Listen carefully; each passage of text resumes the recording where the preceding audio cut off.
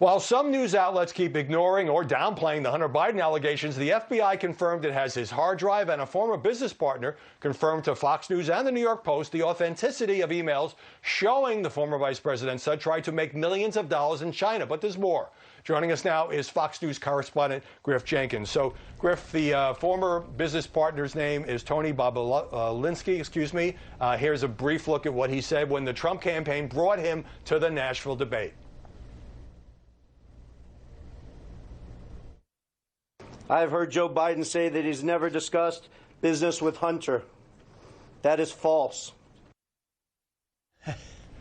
So, Griff, explain the role of Tony Bobulinski and the China deal that never came off but was the subject of these emails. Sure, Howie. So Bobulinski is a former business partner, Navy veteran with Hunter Biden, and you're talking about a business venture with a Chinese energy company in 2017 at a time when Joe Biden was not sitting vice president. Now, what Bobulinski is saying is that when Joe Biden says he did not discuss business ventures with his son Hunter, Bobulinski says that Biden is lying, that he bore firsthand witness to that. And he also says that Hunter in that deal wanted some $5 million going to an entity directly controlled by Hunter Biden and his family. But Fox's review of Bobulinski's documents, which were given to us, found no role for Joe Biden in that business venture. However, you have Senate Homeland Security Committee Ron Johnson investigating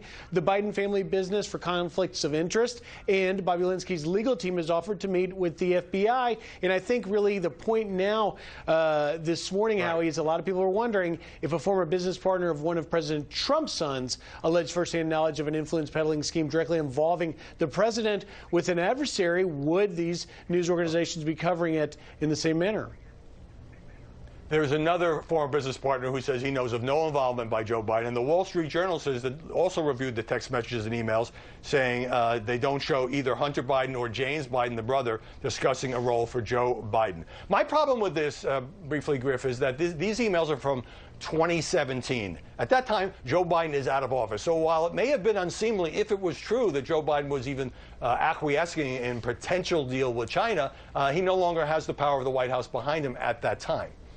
That's correct. And, you know, the fact that the laptop in question, which Fox has only verified a small portion of that story, also involves the Burisma and Ukrainian dealings, which sort of connects the two. That, of course, when Joe Biden was a sitting vice president. At the end of the day, what you're talking about is it legit to ask questions about the possible next sitting president could have a conflict of interest? Perhaps so. But one thing is for sure, it's not getting the sort of attention that Fox has given it, and the New York Post and others, as we get close to this election in less than 10 days.